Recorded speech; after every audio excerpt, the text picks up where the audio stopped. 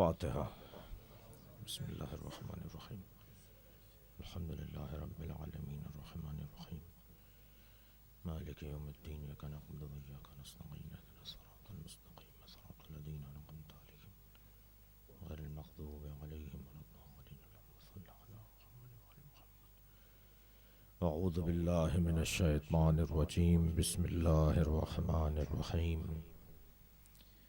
الحمد للہ الذی لا یبلغ مدحتہ القائلون ولا یحصی نعماءہ العادون ولا یعدی حقہ المجتہدون، الذی لیس لصفتہ حد محدود ولا نعت موجود ولا وقت معدود ولا اجل ممدود، فطر الخلائق بقدرتہ ونشر الریاح برحمتہ۔ الصلاة والسلام علی الرسول المسدد المصطفى الامجد المحمود الاحمد، سیدنا و مولانا و مولا الکونین جد الحسن والحسین عانی ابا القاسم محمد، اللہم صل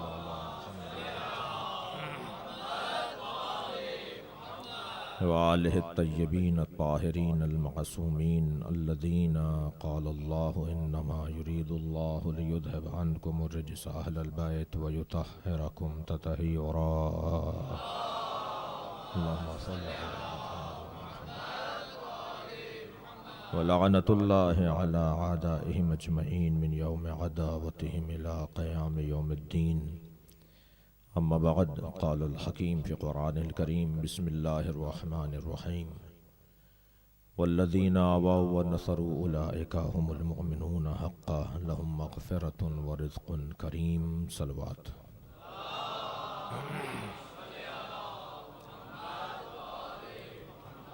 سورہ مبارکہ انفال کی آیہ کریمہ۔ پروردگار عالم کا احسان عظیم ہے کہ اس نے ہمیں صحیح دروازے پر بٹھایا ہے۔ اس سے بہتر، اس سے اچھا، اس سے افضل کوئی اور گھر نہیں ہے۔ لوگ کہیں بھی چلے جائیں شرمندگی کا سامنا کریں گے، اور یہاں بیٹھنے والا اطمینان قلب کی دولت سے سرفراز رہتا ہے۔ کچھ میری طبیعت ناساز ہے، آپ کی توجہات مجھے پچھلے دنوں سے زیادہ چاہیے۔ پروردگار عالم نبی کی حمایت کرنے والوں کی تعریف کر رہا ہے۔ والذین آووا، وہ لوگ جنہوں نے نبی کو پناہ دی، ونصروا، اور نبی کی مدد کی، اولئک هم المؤمنون حقا، وہی واقعی مومن ہیں۔ دنیا کچھ کہتی رہے، اللہ ابو طالب کو حقیقی مومن بولتا ہے۔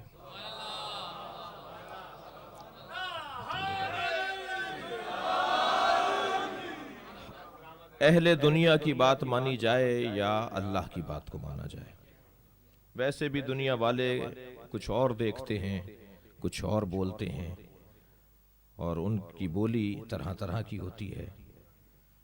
جو بولی ایک رہتی ہے، جو بولی ثابت رہتی ہے، وہ ہے اللہ کی بولی۔ جسے علامہ اقبال نے دو مصروں میں یوں کہا ہے کہ حقیقت ابدی ہے مقام شبیری۔ مقام شبیری ہے جو ہمیشہ سے قائم ہے، حقیقت ابدی ہے مقام شبیری، بدلتے رہتے ہیں انداز کوفی و شامی۔ صلوات پڑھیں ذرا محمد و آل محمد۔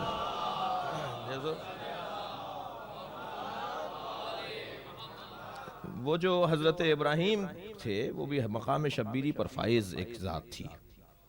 خود حضرت آدم بھی مقام شبیری پر فائز ایک شخصیت کو کہا جاتا ہے۔ حضرت نوح بھی مقام شبیری پر منصوب ایک شخصیت کو کہا جاتا ہے۔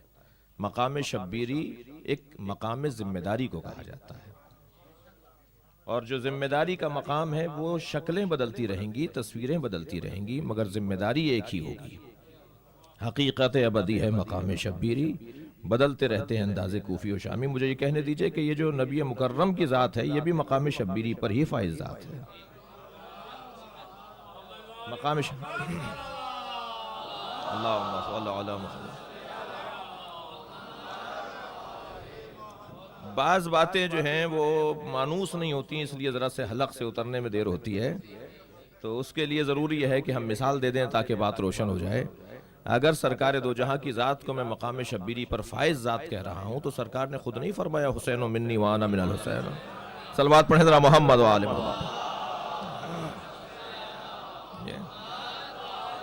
اور کیا خوب کہا ہے جناب علامہ نقن صاحب نے، بڑا اچھا جملہ ہے ان کا، یہاں آپ کی سماعت کے حوالے کر رہا ہوں۔ وہ فرماتے ہیں کہ یہ جو سمجھ میں آتا ہے کہ حسین نبی سے ہیں اس لیے کہ نبی کے نواسے ہیں، حسین منی، حسین مجھ سے ہے، یہ تو سمجھ میں آتا ہے کہ نواسے ہیں اس لیے مجھ سے ہیں، وَأَنَا مِنْ حسین، اور میں حسین سے ہوں، یہ کیسے سمجھیں گے؟ تو نقن صاحب کا بڑا حسین جملہ ہے، تاریخی جملہ ہے۔ فرماتے ہیں کہ سن 61 ہجری سے پہلے تک حسین نبی سے تھے، 61 ہجری کے بعد قیامت تک نبی حسین سے رہیں گے۔ صلوات پڑھیں محمد و آل محمد۔ ہو جائے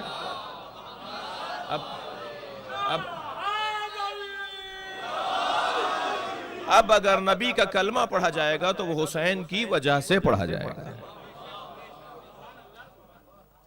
قیامت تک اگر نبی کا نام اذانوں میں لیا جائے گا تو وہ حسین کی وجہ سے لیا جائے گا۔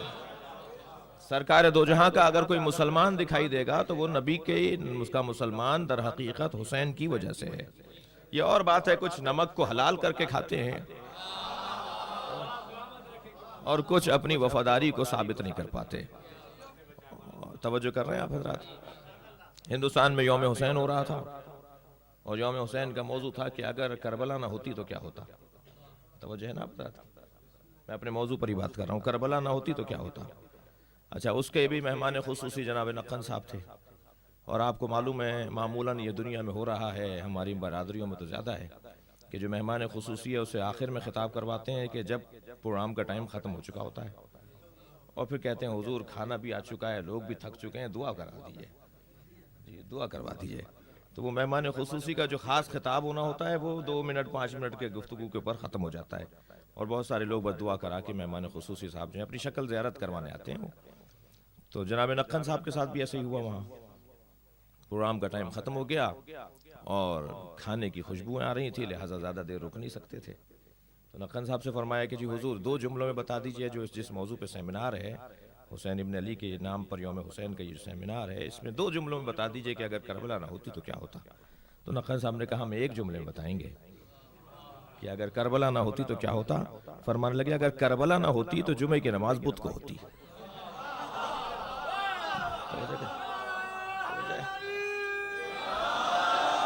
صلوات پڑھیں ذرا محمد و آل محمد۔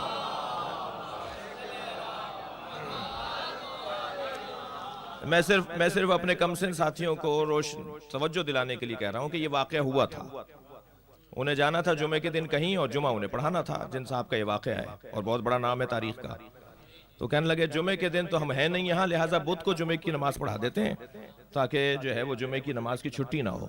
تو نقن صاحب نے فرمایا اگر کربلا نہ ہوتی تو جمعے کی نماز بدھ کو ہوتی، دین بگڑ کے رہ جاتا۔ صلوات پڑھیں محمد و آل محمد۔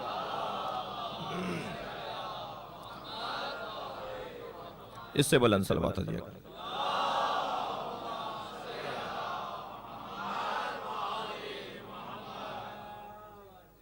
ایک اور صلوات دیجیے گا۔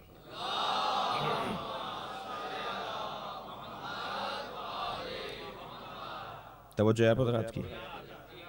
تو عزیزان گرامی، بحث اور گفتگو کا عنوان یہ ہے کہ نبی کو سہارا دینے والے، نبی کی کو پناہ دینے والے اور نبی کی مدد کرنے والے واقعی مومن ہیں۔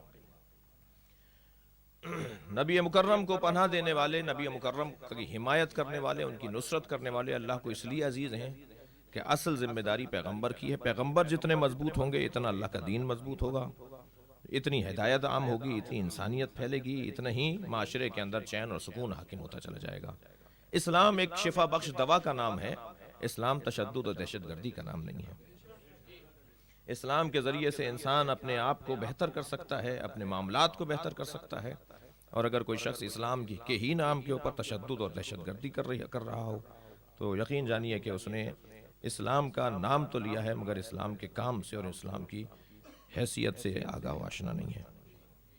نبی کی مدد کرنے والوں میں ایک طویل فہرست ہے، لیکن ان تمام شخصیات میں، ان تمام ہستیوں میں اگر 2 ہستیوں کو اصلی قرار دیا جائے تو وہ حق جانب ہے اور واقعیت رکھتا ہے اور حقیقت رکھتا ہے۔ 2 ہستیاں ایسی ہیں جنہوں نے سب سے زیادہ نبی کی مدد کی ہے، آج تک نبی کی مدد کر رہے ہیں۔ یعنی اگر آپ یہ کہہ دیجئے کہ انہیں 1400 سال گزر گئے اس دنیا سے ظاہری طور پر گئے ہوئے، ان کی قبر مبارک مدینہ منورہ میں ہے اور مکہ المکرمہ میں ہے، اور 1400 سال سے زیادہ ان کو اس دنیا سے رخصت ہوئے ہو گئے، لیکن عزیزان گرامی آج بھی ان کی وجہ سے نبی کو نصرت نصیب ہو رہی ہے، نبی کی مدد آج بھی ان کے ذریعے سے جاری ہے۔ ان میں ایک نام ہے فاطمہ زہرا کا، ایک نام ہے ابو طالب کا۔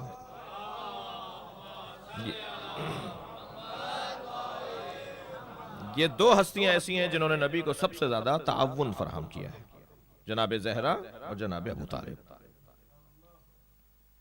نبی کی زندگی مکی بھی ہے اور مدنی بھی ہے۔ مکی زندگی میں حضرت ابو طالب نے نبی کو پناہ دی، اور مدنی زندگی میں حضرت فاطمہ زہرا نے نبی کو پناہ دی، اور دونوں ہستیوں نے جس انداز سے سرکار دو جہاں کا تعاون اور آپ کے ساتھ حمایت کی ہے، اس کی نظیر، اس کی مثال نہیں ہے۔ اساسی باتیں ہیں، میں آپ سے آج اور آئندہ کی 3 مجلسوں میں یہی بات عرض کروں گا۔ اور حضرت فاطمہ زہرا کے نبی مکرم کی حمایت میں جو کردار رہا، اور حضرت ابو طالب کا حضرت فاطمہ زہرا سے کیا جوڑ رہا، اس حوالے سے اگر میں یہ جملہ کہہ دوں جو منبری زبان کا جملہ ہے کہ میں جناب فاطمہ زہرا کو ابو طالب کی بہو کہوں یا ہو بہو کہوں، بالکل ایسا لگتا ہے جیسے ابو طالب ہیں جو نبی کا ساتھ دے رہے ہیں۔ وہ مدنی زندگی میں صلوات پڑھیں ذرا محمد و آل محمد۔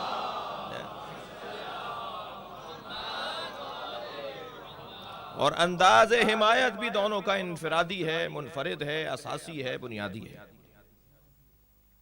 جب جناب زید شہید کو حجاج ابن یوسف نے گرفتار کیا، زیدی سادات کے جو موریث اعلیٰ بھی ہیں، حسینیوں کے جو بھی موریث اعلیٰ ہیں، ہمارے برادران شہید حسینی، شہید علامہ عارف حسینی، حسینی زیدی تھے، حسینی یعنی زیدی، آیت اللہ خامنہ ہی زیدی ہیں، حسینی یعنی زیدی۔ تو یہ حضرت زید شہید کی جو اولاد میں سے ہیں، وہ ذرا توجہ ہی نہیں بلکہ ہمیں سب کو توجہ کی ضرورت ہے کہ جب گرفتار کر کے لے کر آئے حضرت زید شہید کو، حضرت زید شہید کو جب حجاج ابن یوسف گرفتار کروایا اور اس کو انہیں دربار میں بلایا، ہاتھ پیر ان کے بندھے ہوئے تھے، ہونٹ ان کا کٹ چکا تھا کیونکہ انہیں گرفتار کرنے میں ان پہ حملہ ہوا تھا، ایک جنگ ہوئی تھی جس کے نتیجے میں وہ گرفتار ہوئے۔ تو حجاج نے ان سے کہا کہ تم علی کے بارے میں کیا خیال رکھتے ہو؟ میرے حساب سے یہ بے وقوفی کر رہا تھا، اس لیے کہ یہ خانوادہ وہ ہے کہ جو رسیوں کے بندھ جانے سے عقیدے کو باندھتا نہیں ہے، ہاتھوں کے بندھ جانے سے ان کا عقیدہ بندھتا نہیں ہے۔ تو حضرت زید شہید نے خطبہ ارشاد فرمایا، وہیں جواب کے طور پر مولا کائنات کے فضائل پڑھنا شروع کیے، اور کوئی ایک فضیلت ایسی نہیں تھی جس کی دلیل وہ آیت قرآنی سے نہ لا رہے ہیں۔ مولا کے سارے فضائل پڑھ رہے ہیں اور ہر فضیلت پر قرآن کی ایک آیت دلیل کے طور پر لا رہے ہیں۔ تو اس نے کہا خاموش، کوئی اور بات کرو۔ کہا تم نہیں کہا تھا کہ علی کو کیا جانتے ہو، اور کیا تم مجھے قرآن کی تلاوت سے روکتے ہو؟ میں علی کے فضائل نہیں پڑھ رہا، قرآن کی تلاوت کر رہا۔ صلوات پڑھے محمد و آل محمد پر۔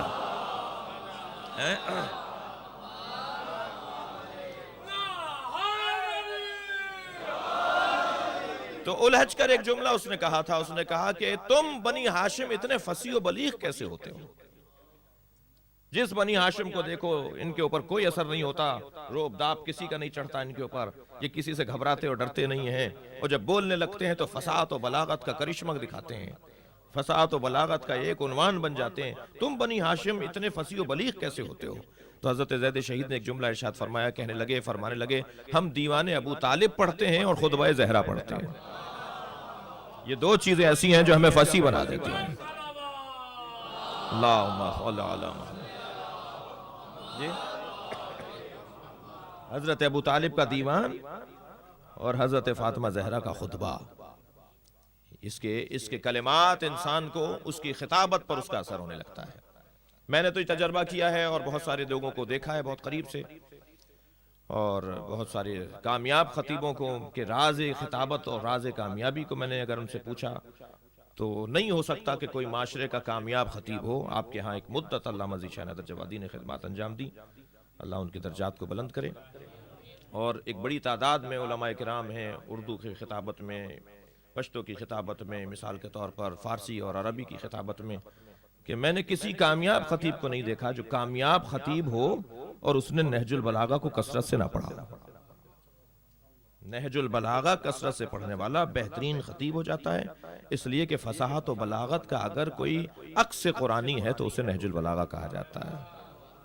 قرآن فصاحت کا ایک مرقع ہے اور نہج البلاغہ فصاحت و بلاغت کا ایک مرقع ہے، اور نہج البلاغہ کے خطبات کو اور جناب زہرا کے خطبات کو اگر ایک دوسرے کے اندر ضم کر دیا جائے تو یہ طے نہیں کر پائیں گے کہ کون سا شوہر کا خطبہ ہے اور کون سا زوجہ کا خطبہ ہے۔ دونوں کا معیار خطابت ایک جیسا ہے، دونوں کا انداز خطابت ایک جیسا ہے، فصاحت و بلاغت کا معیار دونوں کا ایک جیسا دکھائی دیتا ہے۔ حضرت ابو طالب کا دیوان، کل بات کروں گا اس پہ، مجھے آج جناب زہرا پہ تھوڑا سا غور کرنا ہے کہ کیسے آپ نے نبی کی حمایت کی۔ حضرت ابو طالب کا دیوان ایک عنوان فصاحت، ایک عنوان ہدایت ہے، اور حضرت زہرا کی خطبات، حضرت زہرا کی حمایت پیغمبر کے حوالے سے آج بھی جناب زہرا کی وجہ سے نبی کا کلمہ پڑھا جا رہا ہے، جس کے کئی دلیلوں میں سے، جن میں کئی دلیلیں ہیں، ان میں سے ایک دلیل یہ ہے کہ یہ طے ہے کہ قیامت آنے سے پہلے پوری دنیا پہ محمد الرسول اللہ کا کلمہ عام ہو جائے گا، حاکم ہو جائے گا۔ کوئی دنیا میں آپ کو نہیں ملے گا قیامت آنے سے پہلے جو نبی کی رسالت کا قائل نہ ہو۔ ساری دنیا کے انسان نبی کا کلمہ پڑھیں گے، مگر وہ نبی کا کلمہ پڑھیں گے بنام فاطمہ زہرا، اس لیے کہ مہدی فاطمہ کی اولاد ہیں۔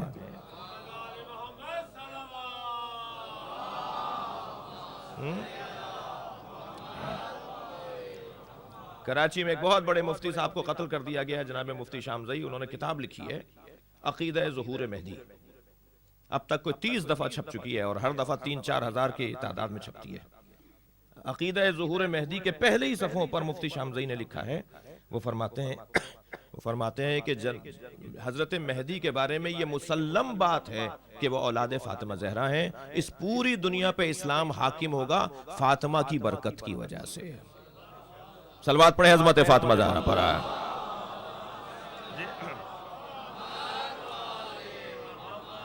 اور اس طرح سے اور دلائل بھی ہیں عزیزان گرامی کہ نبی کے کلمے کو اور نبی کی سیرت کو اور نبی کی نبوت کو اگر کسی نے مضبوط کیا ہے تو زیادہ بڑا کردار جناب فاطمہ زہرا کا ہے، اور صرف جناب رسالت مآب کے لیے ہی نہیں، مولا کائنات کے لیے بھی بہترین پناہ گاہ فاطمہ ہے۔ نبی کے لیے بہترین پناہ گاہ، نبی کے لیے تو اتنی بہترین پناہ گاہ ہے جناب زہرا کی ذات کہ سرکار دو جہاں اپنی پناہ گاہ کو کیا نام دیں سوائے ماں کے۔ اللہ اکبر، کسی کو بڑا درجہ دیا جائے کہ کس کی آغوش میں آ کر، کس کے قریب آ کر انسان مطمئن ہو جاتا ہے، وہ ہے ماں۔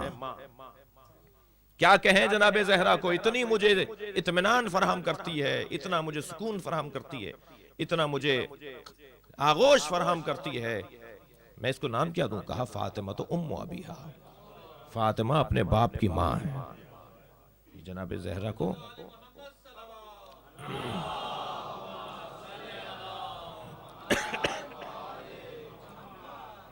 توجہ کر رہے ہیں آپ حضرات؟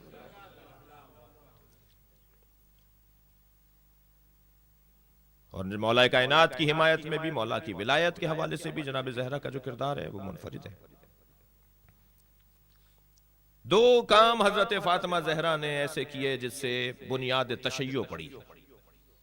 میں ایک جملہ اور کہوں، شیعت کی بانی جناب زہرا ہے۔ ہم سے جو چڑھتے ہیں نا، میں ان سے مخاطب ہوں کہ جناب زہرا کی وجہ سے شیعت کی بنیاد پڑی ہے، اور جناب زہرا کی فضیلت کا کسی کو انکار نہیں ہے کہ نبی نے فرمایا جس نے اسے تکلیف پہنچائی اس نے مجھے تکلیف پہنچائی، اور جس نے مجھے تکلیف پہنچائی اس نے اللہ کو اذیت پہنچائی، اور جس نے اسے خوش کیا مجھے خوش کیا، اور مجھے خوش کیا تو اللہ کو خوش کیا۔ جناب زہرا کی عظمت پر کسی کو انکار نہیں ہے، جناب زہرا کی فضائل نبی مکرم نے اس انداز سے بیان کر دیے کہ کسی کو جناب زہرا کی عظمت پر انکار نہیں ہے۔ فَمَتَاعُ الْحَيَاةِ الدُّنْيَا فِي الْآخِرَةِ إِلَّا قَلِيلٌ۔ قرآن کہہ رہا ہے یہ جو ہم نے دنیا تمہیں دی ہے میرے حبیب، یہ بہت کم ہے، قلیل ہے۔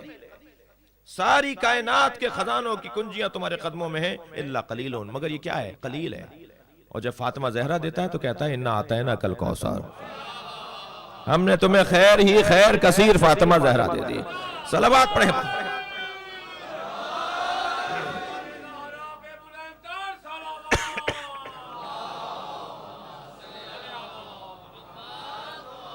توجہ کر رہے ہیں حضرات؟ خیر کثیر جناب زہرا کی ذات، خیر ہی خیر، خیر مطلق جناب زہرا کی ذات. اللہ نے اپنے حبیب کو بہت کچھ دیا.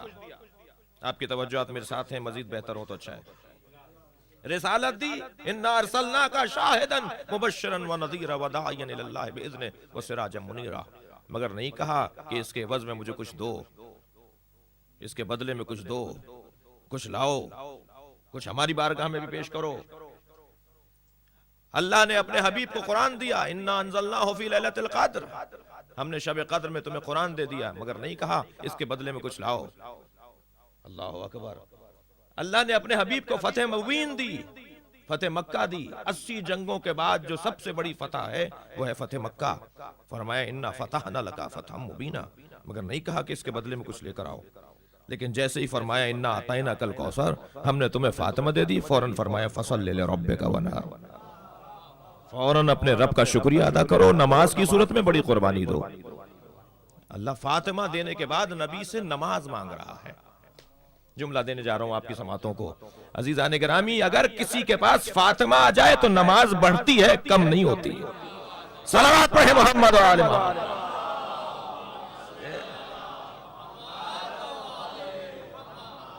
جناب زہرا کا وجود اللہ کی بندگی کے اضافے کا سبب ہے, اللہ کی یاد میں اضافے کا سبب ہے. کیا کچھ نہیں دیا اللہ نے اپنے حبیب کو, لیکن فاطمہ دے کر کہا اب فصلی لربک, اپنے رب کا شکریہ ادا کرو نماز کی صورت میں. نماز ایک شکریہ ہے, نماز شکریہ ہے اپنے رب کا. بدلہ تو ہم دے نہیں سکتے, ہم ہیں کون جو بدلہ دیں. اگر ہم بہت کچھ دے بھی دیں تب بھی اس لیے نہیں دے سکتے کہ ہم لینے والے ہیں, دینے والے نہیں ہیں. شکریہ, نماز شکریہ کی صورت میں. ونہر, بڑی قربانی. جتنی چیز بڑی ہوتی ہے اتنا ہی اس کے تحفظ کا اہتمام بھی بڑا ہوتا ہے. ایسا ہی ہے. آپ لوہے کے, مثال کے طور پر جو لوہے کی چیزیں ہیں ان کی حفاظت آپ اسی انداز سے کرتے ہیں. زیادہ سے زیادہ چار دیواری میں رکھ دو کہ کوئی اٹھا کے نہیں لے جائے. اینٹیں ہیں ان کو ایسی جگہ رکھ دو کہ کوئی اٹھا کے نہیں لے جائے. لیکن اگر سونا ہوگا تو اسے کسی چار دیواری میں, کہیں صحن میں, کسی برآمدے میں نہیں ڈال کے آئیں گے. وہ گھر کے اندر بھی کسی خاص ظرف کے اندر, اور پھر خاص ظرف کو بھی کسی خاص ظرف کے اندر رکھتے ہیں. اس لیے کہ چیز قیمتی ہے, جتنی چیز قیمتی ہوگی اس کی حفاظت کا اتنا ہی اہتمام بھی زیادہ ہوگا. کیونکہ پروردگار عالم نے نبی کو فاطمہ عطا کی ہیں تو اب ان کی حفاظت کا اہتمام بھی بڑا ہونا چاہیے. اور ان کی حفاظت کا بڑا اہتمام یہ ہے کہ بڑی قربانیاں دیتے رہو تاکہ فاطمہ کا وجود باقی رہے, فاطمہ کی برکتیں باقی رہیں. جناب زہرا در حقیقت اللہ کا ایک انعام ہے سرکار دو جہاں پر. محسوس کریں, اگر فرض کریں کہ کوئی مرجع تقلید مجھے ایک رومال ہدیے میں بھیج دے تو میں اپنی قیمتی چیزیں دینے کو تیار ہو جاؤں گا, وہ رومال نہیں دوں گا, اس لیے کہ دینے والا بڑا ہے. دینے والا بڑا ہے. جتنا بڑا دینے والا ہوگا, دینے والا جتنا بڑا ہوگا اتنا ہی اس کی دی ہوئی چیز کا احترام بھی زیادہ ہوگا. عزیزان گرامی, جناب زہرا کے آنے پہ نبی اس لیے نہیں کھڑے ہوتے تھے کہ بیٹی آ رہی ہے, اس لیے کھڑے ہوتے تھے عطائے الہی آ رہی ہے. صلوات پڑھیں محمد و آل محمد پر.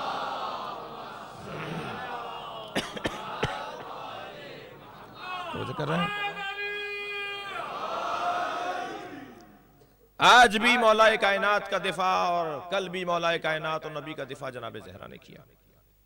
دو کام جناب زہرا نے ایسے کیے جن کی بنیاد پر, جن کی وجہ سے تشیع کی بنیاد پڑی. بنیاد گزار مکتب اہل بیت, بنیاد گزار تشیع جناب زہرا کی ذات ہے.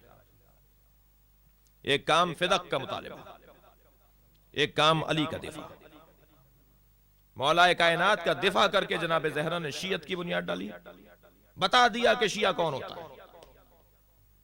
جملہ دینے جا رہا ہوں, بہت ہی ملفوف کہوں گا, بہت ہی لپٹی بھی بات کروں گا, بہت ہی تولیے میں لپیٹ کے آپ کو دوں گا, آپ کو سمجھنا آپ کی ذمہ داری ہے. نبی کا دشمن کسی بھی خیمے میں ہو رہ سکتا ہے, علی کا دشمن کسی بھی خیمے میں رہ سکتا ہے. میرے مولا امام حسن امام حسین کی دشمنی کرنے والے اور ان کے ماننے اور نہ ماننے والے کسی بھی خیمے کے ہو سکتے ہیں, لیکن جناب زہرا کے دشمنوں سے مخالفت کرنے والا کسی اور خیمے میں نہیں رہ سکتا, اسے اس خیمے میں آنا پڑے گا. توجہ کر رہی آپ حضرات, صلوات پڑھیں ذرا محمد آل محمد.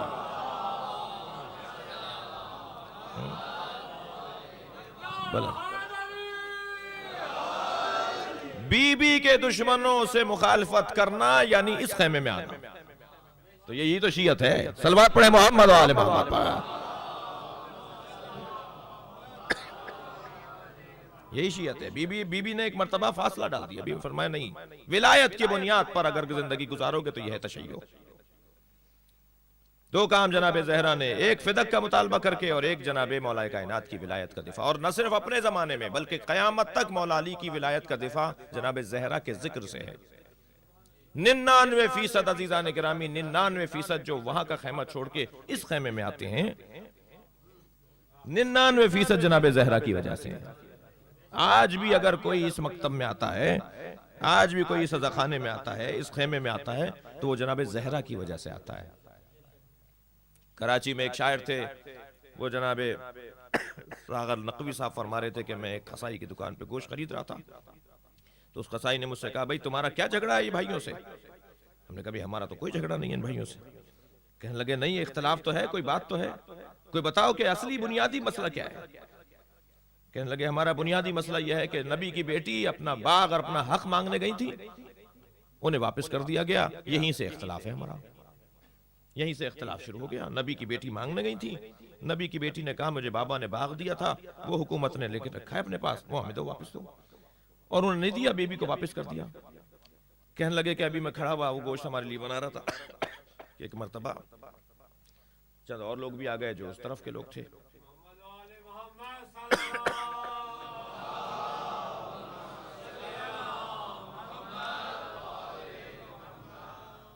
آپ اکتا تو نہیں رہے مجھ سے؟ صلوات پڑھیں ذرا محمد و آل محمد.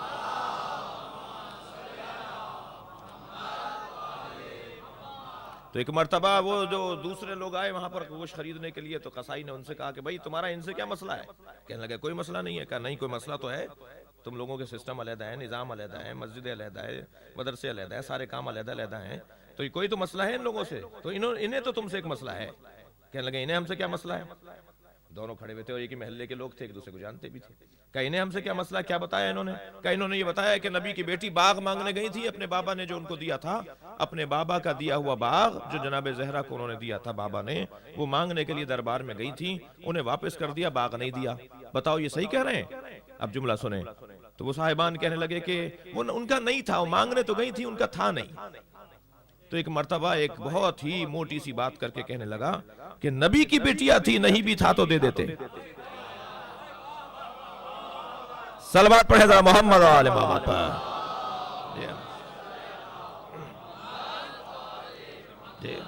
ایک باغ تم نے ایک بیٹی کو واپس لوٹا دیا, ایک باغ کی وجہ سے. ہزاروں باغ قربان فاطمہ کی جوتیوں پر, یہ تم نے لوٹا دیا. ہاں, یہ اختلاف کا, یہ تشیع کی بنیاد ہے جناب زہرا کا ذکر, اور کوئی انکار فضیلت جناب زہرا نہیں کر سکتا. 80 سال تک ممبروں سے مولا کائنات پر لعن ہوتی رہی, تبرہ ہوتا رہا, سب اور شتم ہوتا رہا. خطیب اگر مولا پر لعن کرنا بھول جاتا تھا تو مجمع یاد دلاتا تھا, تم نے علی کے اوپر لعنت نہیں کی, مجھے معاف کریں گے. 80 سال تک مولا کائنات کے اوپر یہ ظلم ہوا, 1-2 سال نہیں, 80 سال تک. تربیت اولاد کا ایک مسئلہ سنتے جائیے گا عزیزان گرامی. تربیت اولاد میں صاحبان اولاد بیٹھے ہوئے ہیں. تربیت اولاد میں ایک اہم ترین مسئلہ ہے استاد کا انتخاب. اگر آپ چاہتے ہیں آپ کے بچے اچھے تربیت یافتہ ہوں تو دیکھیں آپ کس اسکول میں داخل کرا رہے ہیں, استاد کون ہے جس کے حوالے اپنے بچوں کو کر رہے ہیں. عمر ابن عبدالعزیز جس نے تبرہ رکوایا مولا پر, لعن رکوائی مولا پر سے, سب وہ شتم رکوایا. مجھے معاف کیجئے کہ میں لعن کا لفظ اس لیے کہہ رہا ہوں کہ چھوٹے بچے اور دوسرے بھی سمجھیں. سب وہ شتم نہیں سمجھتے ہمارے یہاں بچے, ٹھیک ہے. تو عمر ابن عبدالعزیز بہترین خلیفہ تھا ان حکمرانوں میں, یہ مولا امام ششم نے فرمایا ہے. اس نے یہ لعن رکوائی, یہ تبرہ رکوایا. کیسے؟ یہ بچہ تھا, چھوٹا تھا, کھیل رہا تھا اپنی گلی کے اندر, اور بچوں نے ایک نظم یاد کی ہوئی تھی جو مولا پر سب و شتم پر مشتمل تھی, مولا کی توہین پر مشتمل تھی. بڑوں نے یاد کروائی ہوئی تھی اپنے بچوں کو, اور یہ بھی ان بچوں کے ساتھ گا رہا تھا, کھیل رہے تھے اور اس نظم کو دہرا رہے تھے. ان مصروں کو دہرا رہے تھے، تو عمر ابن عبدالعزیز کا استاد وہاں سے گزرا، اس نے دیکھا کہ یہ بچے یہ کہہ رہے ہیں اور وہ شاگرد بھی اس کا ہے ان کے اندر، تو اسے بلا کے کہا بیٹا یہ جو تم بول رہے ہو یہ غلط بات ہے۔ علیحدہ لے جا کے سمجھایا جس علی پر تم لان تان کر رہے ہو، اس کی توہین کر رہے ہو، وہ علی بن ابی طالب نبی کا داماد ہے، نبی کا بھائی ہے، نبی کے بستر پہ سویا ہے، جنگیں فتح کی ہیں، اس کی ایک خدمت نہیں ہے، اس کی شان میں قرآن میں 10 آیتیں ہیں، اس کے اتنے فضائل ہیں جتنے کسی کے فضائل نہیں ہیں، یہ کیا ہو رہا ہے، یہ کیوں ہو رہا ہے؟ بیٹا تم نہیں بولو یہ بات غلط ہے، غلط بتائی گئی ہے لوگوں کو۔ کہتا ہے کہ میں نے اپنے استاد سے یہ جملہ سنا، اس کے بعد میں ایک خطبے میں تھا، ایک جمعے کا خطبہ تھا، وہاں جب خطیب خطبہ دینے لگا تو اس نے علی پر لعن کرنا چھوڑ دیا، بھول گیا۔ تو مجمع میں سے آواز آئی کہ تم نے علی پہ لعن نہیں کی؟ تو اس نے کہا کہ حکم ہے اس لیے کر رہا ہوں۔ تو اس جملے کو دہرایا اس نے، کہنے لگا اس سے مجھے اندازہ ہوا کہ یہ دل سے نہیں کر رہا، اگر یہ دل سے کر رہا ہوتا تو بھولتا نہیں، اور مانگنے پر بھی ایسے نہ کہتا جیسے اب کہا اس نے۔ تو کہنے لگا میں چھوٹا تھا، جب نماز ختم ہوئی تو میں پیش نماز کے قریب گیا، میں نے کہا مجھے علیحدگی میں ایک جواب چاہیے، سب کے سامنے نہیں دیجیے جواب۔ اس نے کہا ابھی اتنا سمجھدار بچہ ہے، یہ کچھ ایسی بات کرنا چاہتا ہے جو تنہائی میں پوچھنا چاہتا ہے۔ علیحدہ جا کے کہا بیٹا کیا پوچھنا چاہتے ہو؟ کہا یہ جو آپ نے یہ جو لعن نہیں کی اور پھر یاد دلانے پر بھی آپ نے تکلف سے لعن کی تو کیوں کیا؟ کہنے لگا ہم غلط کر رہے ہیں یہ، مگر حکم ہے حکومت کا، اگر لعن نہیں کریں گے تو ہم سے ممبر چھن جائے گا، ہم سے محراب چھن جائے گی، ہماری تنخواہیں بند ہو جائیں گی۔ دیکھ رہے ہیں آپ؟ تو ایک مرتبہ اس کے ذہن میں بیٹھ گیا کہ یہ غلط کام ہے، اور جب مجھے اختیار ملے گا میں اس غلط کام کو بند کرواؤں گا۔ اب اتنا مملکت اسلامیہ بہت بڑی ہے، آپ کے ذہن میں رہے کہ اس دور میں کتنی بڑی مملکت ہے۔ افغانستان ایک صوبہ تھا، ایران ایک صوبہ تھا، یہ ممالک صوبے تھے جو آج ممالک ہیں۔ تقریباً اس وقت کے 17-18 ممالک اس وقت اسلامی مملکت کے صوبے تھے۔ اتنی بڑی مملکت اسلامی، اور سب جگہ پر یہ کام ہو رہا ہے۔ اب جیسے ہی یہ حاکم بنا، اس نے ایک یہودی کو بلایا اور کہا میں فلاں دن یہودی تم دربار میں آؤ گے اور آ کر یہ باتیں کرو گے۔ ایک یہودی کو بلا کر سکھایا سارا کہ فلاں دن تم دربار میں آؤ گے اور آ کر یہ ساری باتیں کرو گے۔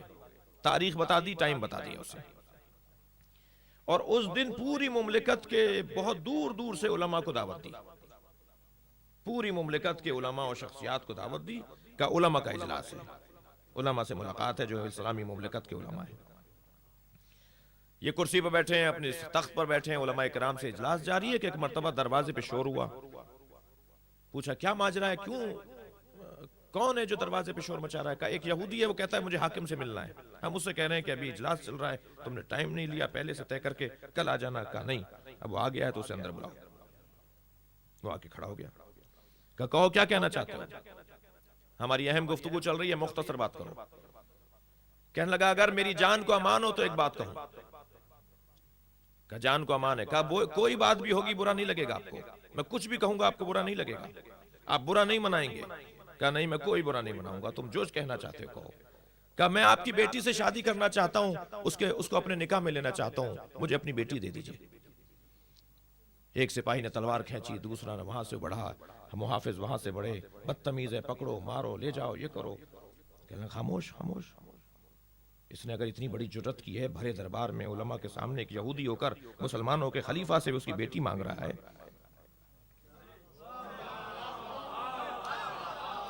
تو اس سے پوچھو تو صحیح کہ اس کے پاس دلیل کیا ہے، کیا ذہنیت ہے اس کی جرت کیوں ہو گئی ہے کہ مسلمانوں کے خلیفہ سے اس کی بیٹی مانگ رہا ہے؟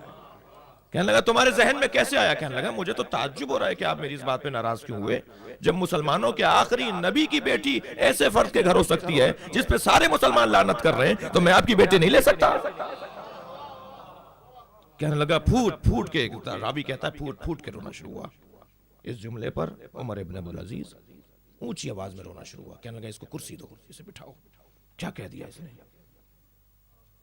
اور اتنا رویا کہ سارے دربار میں گریے کی آوازیں بلند ہونے لگی۔ پھر علماء سے خطاب کر کے کہا بولو یہ کیا کہہ رہا ہے؟ یہ کہہ رہا ہے کہ مسلمانوں کے آخری پیغمبر، مسلمانوں کے پیغمبر کی بیٹی ایسے فرد کو دی گئی ہے جس پہ ساری مسلمان مملکت لعنت کرتی ہے، تو میں اگر خلیفہ کی بیٹی مانگ رہا ہوں تو کیا غلط مانگ رہا ہوں؟ کیا کہہ رہا ہے یہ ٹھیک کہہ رہا ہے؟ سب نے کہا امیر یہ بات ٹھیک کہہ رہا ہے، ہم بہت بڑا غلط کام کر رہے ہیں. ایک ایک عالم سے رائے لی, تم کیا کہتے ہو, تم کیا کہتے ہو, تم کیا کہتے ہو. سب علماء نے کہا ہم غلط کر رہے ہیں, یہ نہیں ہونا چاہیے. کہ بس آج کے بعد حکم نامہ جاری کریں گے کہ کسی جگہ, کسی خطبے میں اور کسی محراب و ممبر کے اوپر علی کی توہین نہیں کی جائے گی. بتائیے, علی کی شان اور علی کی توہین کی راہ میں رکاوٹ فاطمہ نہیں ہے تو کون ہے؟ صلوات پڑھیں محمد و آل محمد پر.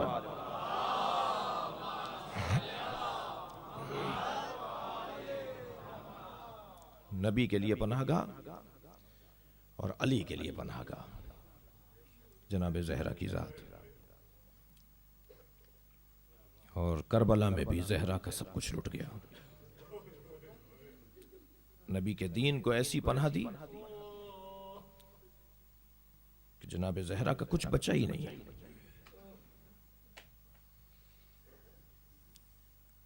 جن بیبیوں کے بال کبھی کسی سورج نے نہیں دیکھے, بھائیوں نے بھی کبھی زینب کو ننگے سر نہیں دیکھا تھا. اس زینب کو کوفہ و شام میں کس کس نے ننگے سر نہیں دیکھا. بڑا سخت ہے عزادارو. ایام 40 کے ہیں. سب سے زیادہ تکلیف جناب زہرا, جناب امام حسین کو سب سے زیادہ تکلیف جناب زینب کی بے حجابی کی ہے. زینب کے سر پہ چادر نہیں ہے. حسین ابن علی سب سے زیادہ جس چیز پر تکلیف میں ہے وہ جناب زہرا کے سر سے اترنے والی چادر ہے. آپ رو رہے ہیں. جب مولا گھوڑے سے زمین پر آ گئے, بہت دیر تک حسین کا بدن زمین سے پہلے رکا رہا. نہ زین پر تھا نہ زمین پر تھا. تیروں پر معلق حسین ابن علی کا بدن بہت سخت تھا. جناب امام سجاد کے لیے, جناب زینب کے لیے جب امام زمین پر آئے ہیں تو میرے مولا سجدہ پروردگار میں اللہ کی بارگاہ میں سجدے میں مصروف ہوئے. پھر امام حسین پر تیر برسنا شروع ہوئے. امام کبھی ادھر کی کروٹ لیتے تھے, کبھی ادھر کی کروٹ لیتے تھے.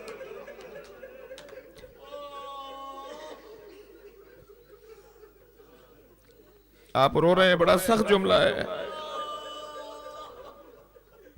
حسین گھوڑے سے گرے اس طرح تھے کہ میرے مولا کے سینے پہ تیر لگا تھا, اور وہ تیر 3 پھلوں کا تیر تھا جو حسین کی پشت سے باہر آ رہا تھا. پھر امام سے گھوڑے پر بیٹھا نہیں گیا. اجرکم اللہ, تھک کر نہیں روئیں گے عزادارو. میرے مولا ایک مرتبہ زمین پر ہیں, بدن مبارک سے خون بہ رہا ہے کہ شمر خنجر لے کر آگے بڑھا. کسی نے کہا اتنی دیر رک جاؤ کہ حسین کی روح نکل جائے. جب حسین کی روح نکل جائے تب سر کاٹ لینا. تو کہنے لگے یہ کیسے طے کریں کہ ابھی حسین کے بدن میں روح ہے یا نہیں ہے. تو ایک ظالم نے کہا میں ایک جملہ کہوں گا, اگر حسین زندہ ہوئے تو اٹھ کے بیٹھ جائیں گے. میں اس ظالم سے کہوں گا کیا کہنا چاہتا ہے. اس نے ایک جملہ کہا, حسین سجدہ کر رہے ہیں اور سپاہیوں نے زینب کے خیمے پہ حملہ کر دیا. بس یہ جملہ سننا تھا. امام نے کوہنیوں پر زور دیا, اٹھ کے بیٹھ گئے. اٹھ کے بیٹھ گئے میرے مولا, اس تکلیف میں اٹھ کے بیٹھ گئے. اجرکم اللہ, اجرکم اللہ. خدا کسی غم میں نہ رلائے سوائے غم اہل بیت میں, ہمیں رونے اور رلانے والوں میں قرار دے.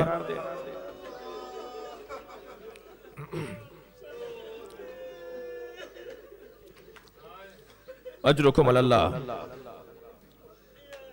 کوفے میں عبداللہ عفیف ازدی اپنی بیٹی کے ساتھ چادریں لے کر آیا. عبداللہ ابن عفیف ازدی نابینا تھا, نابینا صحابی تھا. یہ اپنی بیٹی کے ساتھ ایک تھال میں چادریں رکھ کر آیا اور جناب زینب کو دی, بیبیوں کو دی. بیبیوں نے چادریں سروں پر لیں. ابھی کچھ دیر گزری تھی کہ نیزہ بردار آگے آئے اور پھر ایک مرتبہ سروں سے چادریں اترنے لگی اور آواز آئی, واہ حجابا. بڑا سخت ہے عزادارو جناب زینب کی بے حجابی کا مرحلہ. میں ایک جگہ مجلس پڑھ کر اترا, مجھے عزادار نے ایک روتے ہوئے گریہ کن عزادار نے کہا مولانا آپ نے مصائب بہت کم پڑھے. میں نے کہا کیا یہ کم مصائب ہے کہ حسین گھوڑے سے گر گئے؟ ہمارے رونے کے لیے یہ جملہ بہت ہے. نجف اشرف میں مجلس عزا ہو رہی ہے. آیت اللہ شیرازی, حسن شیرازی جنہوں نے تمباکو کی تحریم کا فتویٰ دیا تھا, وہ مجلس میں بیٹھے ہوئے ہیں. ذاکر نے ایک جملہ کہا اور اس جملے پہ اتنا روئے کہ 3 گھنٹے بے ہوش رہے. اور وہ جملہ یہ تھا کہ زینب کو دربار میں لایا گیا. بڑا سخت مرحلہ تھا.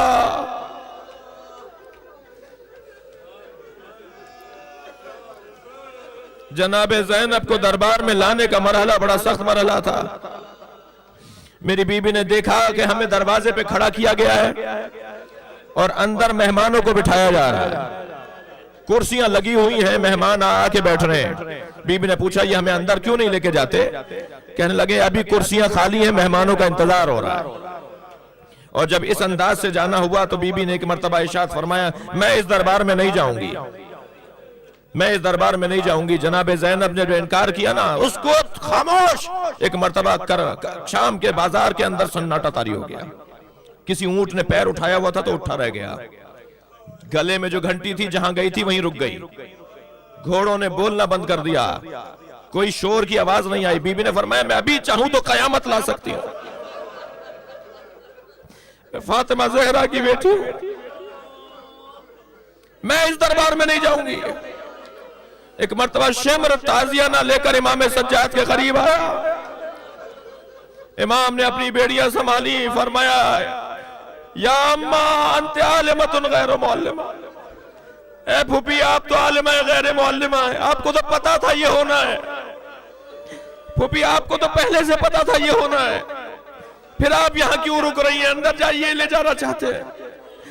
تو ایک مرتبہ امام نے فرمایا پھوپھی اماں ذرا بابا کے سر کو دیکھیے. اب جو جناب زینب نے امام حسین کے سر کو دیکھا, کیا دیکھا؟ آنسو بہ رہے حسین کے.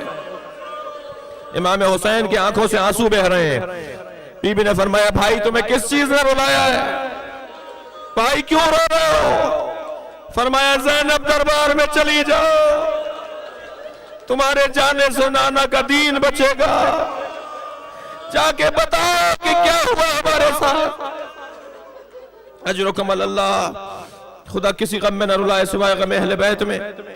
ایک منزل اور لے لیجئے عزادارو, ایک منزل مصائب کی اور لے لیجئے. امام سجاد فرماتے ہیں کہ ہمیں ایسی جگہ دربار میں کھڑا کیا گیا جہاں بیچے جانے والے غلاموں کو کھڑا کیا جاتا تھا.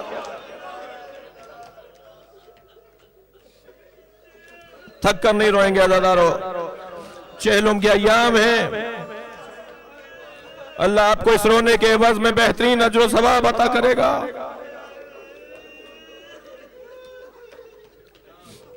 آواز دی یزید نے شمر کو بلاؤ, یا کر بتائے کربلا میں کیا ہوا. شمر نے آ کر گزارش پڑھنا شروع کی ہے امیر ہم نے ان کے مردوں کو مارا, ہم نے ان کے جوانوں کو قتل کر دیا, ہم نے ان کے بچوں کو مار دیا, اور ہم نے حسین ابن علی کو ایسے مارا. اور کہا جب ہم نے ان کے سب مردوں کو مار دیا تو ان کی عورتوں کو اسیر کر لیا, اور اب اسیر کر کے آپ کے پاس لائیں, اور یہ سارے سر ہیں ان لوگوں کے جنہیں ہم نے قتل کیا تھا. تو ایک مرتبہ جناب زینب جو بیویوں کے حلقے میں کھڑی تھی, بیویوں نے جناب زینب کو اپنے حلقے میں لیا ہوا تھا, وہیں سے آواز آئی جناب زینب کی, اس کو ایوہ الکاذب ابن الکاذب, خاموش جھوٹے اور جھوٹے کی اولاد. شمر سے جناب زینب نے کہا خاموش جھوٹے اور جھوٹے کی اولاد, غلط کہتا ہے. سب نے مڑ کر دیکھا بیویوں کی طرف, یہ آواز کہاں سے آئی ہے. یزید کہنے لگا یہ کون عورت ہے جو بات کر رہی ہے؟ کیا یہ حسین کی بہن زینب ہے؟ کہ زینب کو باہر لے کر آؤ. اب چند سپاہی آگے بڑھے جناب زینب کو لانے کے لیے کہ ایک مرتبہ جناب فضہ نے بڑھ کر کہا میں نے اس کی ماں سے وعدہ کیا تھا اس کی حفاظت کروں گی, میں اسے تمہارے حوالے نہیں کروں گی. آواز دی اس بوڑھی عورت پہ تازیانے مارو, اسے رستے سے ہٹاؤ. جناب زینب جناب فضہ نے دیکھا کہ یزید کے عقب میں حبشی غلام کھڑے ہیں, بی بی فضا نے آواز دے کر کہا اے حبشیوں تمہاری غیرت کو کیا ہو گیا؟ تمہارے قبیلے کی عورت پر ہاتھ اٹھایا جا رہا ہے اور تم دیکھ رہے ہو؟ تلواریں نکلنا شروع ہو گئی. امیر روک لو، ہم اپنے قبیلے کی عورت پہ ہاتھ اٹھتا ہوا نہیں دیکھ سکتے. بس یہ جملہ سننا تھا. زینب نے مدینے کا رخ کیا. نانا تمہاری نوازی کا کوئی حمایت کرنے والا نہیں.